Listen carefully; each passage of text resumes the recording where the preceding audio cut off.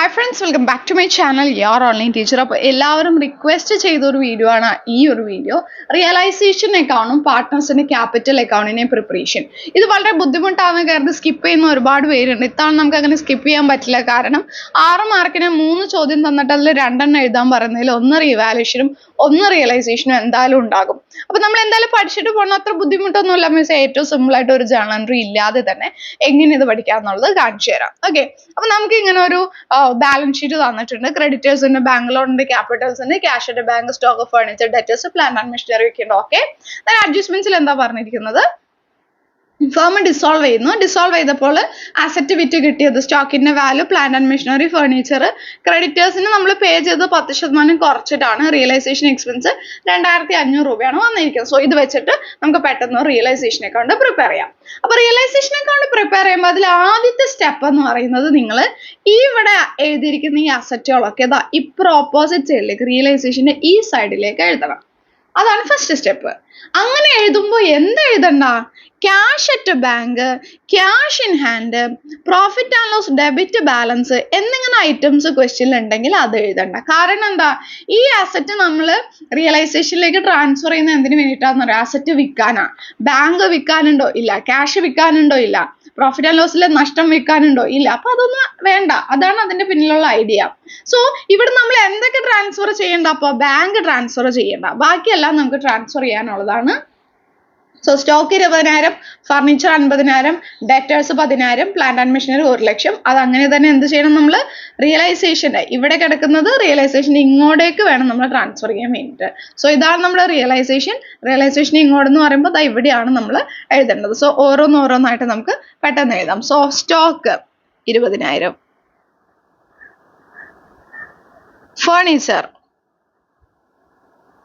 50,000, debtors 10,000, plant and machinery 1,00,000. So അത് എഴുതി. Simple ആണല്ലോ. ഫസ്റ്റ് സ്റ്റെപ്പ് അത്രയേ ഉള്ളൂ. രണ്ടാമത്തെ സ്റ്റെപ്പ് എന്താണ്? ഇവിടെ കിടക്കുന്ന ലയബിലിറ്റി ഒക്കെ റിയലൈസേഷന് ഇപ്പുറത്തേക്ക് എഴുതണം. അങ്ങനെ എഴുതുമ്പോൾ എന്താ എഴുതണ്ട?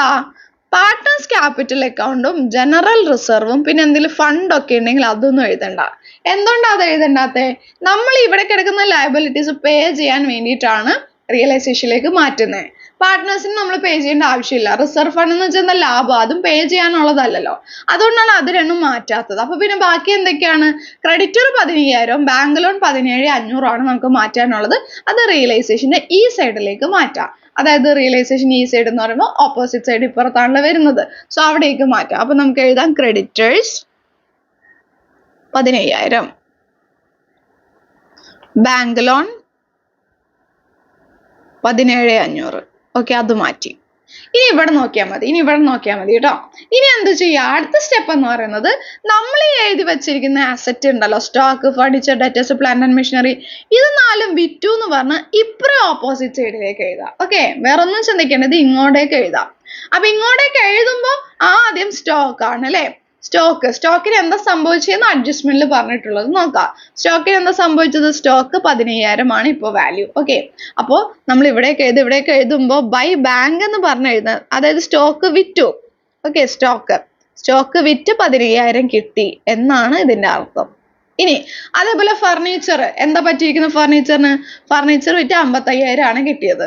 അപ്പൊ ബൈ ബാങ്ക് ബ്രാക്കറ്റിൽ എഴുതാം ഫർണിച്ചർ 55,000. അടുത്ത ഐറ്റം എന്താണ്? അടുത്ത ഐറ്റം എടുത്തത് ഡെറ്റേഴ്സിന് എന്താ പറ്റിയിരിക്കുന്നത്? ഡെറ്റേഴ്സ് എന്ന് പറയുന്നത് നമുക്കിവിടെ ക്വസ്റ്റ്യനിൽ എമൗണ്ട്, ഇവിടെ അഡ്ജസ്റ്റ്മെന്റ്സിൽ ഒന്നും പറഞ്ഞിട്ടില്ലെങ്കിൽ നമ്മൾ എന്ത് ചെയ്യുക? ആ ഡെറ്റേഴ്സിന് അങ്ങനെ തന്നെ ആ സെയിം എമൗണ്ട് തന്നെ എഴുതിയാൽ മതി. ഇപ്പൊ ബൈ ബാങ്ക് ഡെറ്റേഴ്സ് 10,000. ഇനി പ്ലാന്റ് ആൻഡ് മെഷീനറിയെ പറ്റിയിട്ട് അഡ്ജസ്റ്റ്മെന്റിൽ എന്താ പറഞ്ഞിരിക്കുന്നത്? പ്ലാന്റ് ആൻഡ് മെഷീനറി 1,10,10,000 രൂപ. അപ്പൊ പ്ലാന്റ് ആൻഡ് മെഷീനറി എന്ത് ചെയ്യാം? നമ്മൾ 1,10,10,000 എന്ന് എഴുതാം. By bank plant and machinery 1,10,10,000. ഇനിയിപ്പോ നമ്മളോട് പാർട്ട്ണർ അസറ്റ് എടുത്തു എന്ന് പറഞ്ഞാൽ ബൈ ബാങ്ക് എന്ന് മാറ്റിയിട്ട് ബൈ പാർട്ട്ണറുടെ പേരൊന്ന് എഴുതിയാൽ മതി കേട്ടോ. അത്രയും വ്യത്യാസമേ വരുന്നുള്ളൂ കേട്ടോ. അപ്പൊ നമ്മൾ എന്ത് ചെയ്തിട്ടുണ്ട്? ഇവിടെ ഉണ്ടായിരുന്ന മുഴുവൻ അസറ്റും എടുത്തിട്ട് ബൈ ബാങ്ക് എന്ന് പറഞ്ഞ് ഇങ്ങോട്ട് എഴുതിയിട്ടുണ്ട്. ഇനി എന്താ ചെയ്യാ, ഇവിടെയുള്ള മുഴുവൻ ലയബിലിറ്റി എടുത്തിട്ട് അത് നമ്മൾ പേ ചെയ്തു ടു ബാങ്ക് എന്ന് പറഞ്ഞ് ഇങ്ങോട്ട് എഴുതണം.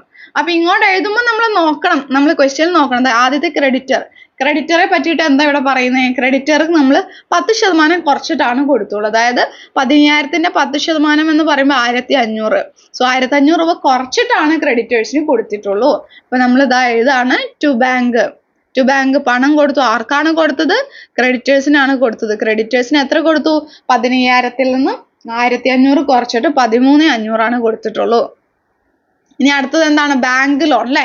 ബാങ്ക് ലോണിനെ പറ്റിയിട്ട് എന്താ പറയുന്നേ, അഡ്ജസ്റ്റ്മെന്റ്സിൽ ഒന്നും പറയുന്നില്ലെങ്കിൽ അത്രയും തന്നെ കൊടുത്തു എന്നാണ് അർത്ഥം. അപ്പൊ ടു ബാങ്ക് ബ്രാക്കറ്റിൽ ഏതാ, ബാങ്ക് ലോൺ എമൗണ്ട് 17,500. സോ നമ്മൾ എഴുതി.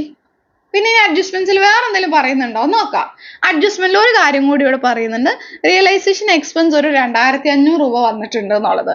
അപ്പൊ വന്നിട്ടുണ്ടെങ്കിൽ നമ്മൾ എന്ത് ചെയ്യണം, അതും പേ ചെയ്യണം. അത് പേ ചെയ്യുമ്പോൾ എന്താണ്, ടു ബാങ്ക് ബ്രാക്കറ്റിൽ റിയലൈസേഷൻ എക്സ്പെൻസ് 2,500 രൂപ. അത്രയേ ഉള്ളൂ, വേറെ ഒന്നുമില്ല. നിങ്ങൾ തല പോയിക്കേണ്ട ഒരു ആവശ്യമില്ല. ഇത്ര മാത്രമേ നമുക്ക് എഴുതാനുള്ളൂ. ഇനി ഇത് എന്ത് ചെയ്താൽ മതി, ഇത് നമ്മൾ ജസ്റ്റ് ഒന്ന് ബാലൻസ് ചെയ്താൽ മതി. ബാലൻസ് ചെയ്യുമ്പോൾ ഈ സൈഡിൽ നമുക്ക് 2,22,500 ആണ് വരുന്നത്. ഇവിടെ 2,22,500. ആ 2,22,500-ൽ നിന്ന് ഈ എമൗണ്ട് എല്ലാം കുറയ്ക്കുമ്പോൾ നമുക്ക് 9,000 ആണ് വരുന്നത്. 9,000 എന്ന് പറയുന്നത് റിയലൈസേഷൻ പ്രോഫിറ്റ് ആണ്. റിയലൈസേഷൻ പ്രോഫിറ്റ് ആർക്കൊക്കെ കിട്ടുന്നത്, അജിത്തിനും ആശയ്ക്കും കിട്ടും. Ajith capital account, Asha's capital account. അത് അവരുടെ 3:2 റേഷ്യോയിൽ, അതായത് 9,000 into 3/5 ചെയ്യുമ്പോൾ 5,400-ഉം 9,000 into 2/5 ചെയ്യുമ്പോൾ 3,600-ഉം കിട്ടും. ഇങ്ങനെയാണ് അവരുടെ റിയലൈസേഷൻ അക്കൗണ്ട് വരയ്ക്കുന്നത്. ഇനി നമുക്ക് പെട്ടെന്ന് പാർട്ട്നേഴ്സിന്റെ ക്യാപിറ്റൽ അക്കൗണ്ട് വരയ്ക്കാം. പാർട്ട്നേഴ്സിന്റെ ക്യാപിറ്റൽ അക്കൗണ്ട് നമ്മൾ സ്റ്റാർട്ട് ചെയ്യേണ്ടത് അവരുടെ ഓപ്പണിംഗ് ബാലൻസിൽ നിന്നാണ്.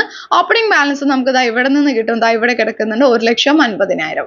അതിന് നമ്മൾ എഴുതാം ബൈ ബാലൻസ് ബ്രോഡ് ഔട്ട് 1,50,000. അത് എഴുതി.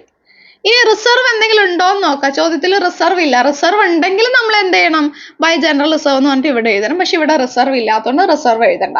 പിന്നെ നമ്മൾ എന്താ ചെയ്യണം വെച്ചാൽ റിയലൈസേഷൻ അക്കൗണ്ട് നോക്കാം. റിയലൈസേഷൻ അക്കൗണ്ടിൽ എവിടെയെങ്കിലും പാർട്ട്നേഴ്സിനെ പറ്റിയിട്ട് പറഞ്ഞിട്ടുണ്ടോ നോക്കാം. ഇവിടെ ഒന്നും പറഞ്ഞിട്ടില്ല. അതാ ഇവിടെ പറയുന്നുണ്ട് റിയലൈസേഷനിൽ അജിത്തിനും ആശയ്ക്കും റിയലൈസേഷൻ പ്രോഫിറ്റ് കിട്ടിയത് പറയുന്നുണ്ട്. അപ്പോൾ കിട്ടുന്നത് എവിടെയാണ് നമ്മൾ എഴുതാ, പാർട്ട്നേഴ്സിന്റെ ക്രെഡിറ്റ് സൈഡിലാണ് എഴുതാ ബൈ റിയലൈസേഷൻ. അവർക്ക് പ്രോഫിറ്റ് കിട്ടിയത് 5,400-ഉം 3,600-ഉം. പിന്നെ ഇവിടെ റിയലൈസേഷനിൽ എവിടെയെങ്കിലും പാർട്ട്നേഴ്സിനെ പറ്റിയിട്ട് പറയുന്നുണ്ടോ നോക്കാം. ഈ ചോദ്യത്തിലില്ല. ഇൻ കേസ് ഇവിടെ എവിടെയെങ്കിലും പറയുന്നുണ്ടെങ്കിൽ അത് നമ്മൾ എന്ത് ചെയ്തോളും, ഈ സൈഡിൽ എഴുതോളണം, ഓപ്പോസിറ്റ് സൈഡിൽ എഴുതിക്കോളും. ഇവിടെ ഇനിയുണ്ടെങ്കിൽ അത് നമ്മൾ ഇവിടെ എഴുതിക്കോളും. ഇവിടെ പ്രത്യേകിച്ച് ചോദ്യത്തിലൊന്നും ഇല്ലാത്തതുകൊണ്ട് നമുക്കൊന്നും എഴുതണ്ട. സോ ഇനി എന്ത് ചെയ്താൽ മതി, ഇത് ജസ്റ്റ് വെറുതെ എന്ത് ചെയ്താൽ മതി, നമ്മൾ ബാലൻസ് ചെയ്താൽ മതി. ബാലൻസ് ചെയ്യുമ്പോൾ 10,000 ഇത് 1,00,000 അല്ലേ, 1,05,400. ദെൻ ഇത് 53,600. 1,05,400 53,600. ഓക്കെ, അത് തന്നെ മുകളിലേക്ക് എഴുതാം 53,600. ഇതിന് എന്തെന്ന് പറഞ്ഞാൽ എഴുതേണ്ടത്, ടു ബാങ്ക് എന്ന് പറഞ്ഞിട്ടാണ് എഴുതേണ്ടത്. പാർട്ട്നേഴ്സ് ക്യാപിറ്റലിലെ ബാലൻസ് റിയലൈസേഷനിലെ ഡിസൊല്യൂഷന്റെ കോണ്ടെക്സ്റ്റിൽ എന്താ ചെയ്യുന്നത്, പാർട്ട്നേഴ്സിന് കിട്ടുകയാണ് ചെയ്യുന്നത്. സോ നമ്മൾ ടു ബാങ്ക് എന്ന് പറഞ്ഞിട്ടാണ് എഴുതേണ്ടത്. വളരെ ഈസി ആയിട്ട് ഒരു 8 മിനിറ്റിൽ നമുക്ക് റിയലൈസേഷന്റെ പ്രോബ്ലം പഠിക്കാൻ പറ്റി. സോ കൂടുതൽ പ്രോബ്ലംസ് വർക്ക്ഔട്ട് ചെയ്യാം കേട്ടോ. Thank you.